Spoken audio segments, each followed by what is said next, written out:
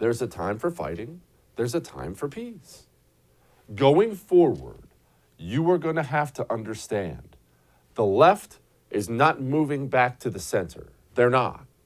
In the United States of America, they are moving left, and they're going to move left a lot faster than you think they are for one simple reason: age. The more moderate Democrats, if you even want to call them that, Nancy Pelosi wouldn't be considered a moderate, but certainly a more pragmatic one. She just wants to get done what she can get done. Nancy Pelosi's 8,000 years old. Joe Biden is 10,000 years old and fading fast. The older, more moderate Democrats are old, and they're going to start dying, and they're going to start retiring. That's not actually an insult. That happens to all of us. We get old and we go away. It happens. The younger Democrats are radical leftist nut jobs. And that 30-year-old, 35-year-old idiot congresswoman today, like AOC, we'll talk about in a second. Yeah, it's fun to point at her and laugh at all the stupid stuff she says. Ha, ha, ha, AOC's dumb. Yeah, she's going to be in leadership one day.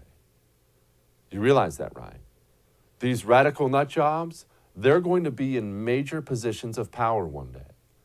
And beyond just the Congress people and the senators, the president, whoever it may be, professors in this country used to at least attempt to hide their beliefs. We have open communist professors now, open socialist professors now. They're teaching your kids things in sex ed in schools in America that would horrify people now. That's happening in America. The things Hollywood is pushing, the things professional sports are pushing. The country, the culture, the left is going hard left. I'm not trying to scare you, I'm just letting you know. So on the right, here's what we are running into. And I see this all the time. I especially see it with our Washington, D.C. politicians. I see it with our Washington, D.C. pundits. There's a human nature desire for peace and quiet, and they think it can be achieved with the left without completely losing. It cannot. It can never be. I see it all over the place when it comes to this election, which we'll get to later on in the show. All kinds of irregularities all over the place. And instead of making sure they're dug into, I don't know whether it's going to change the election results. It probably won't. Maybe it will. I don't know.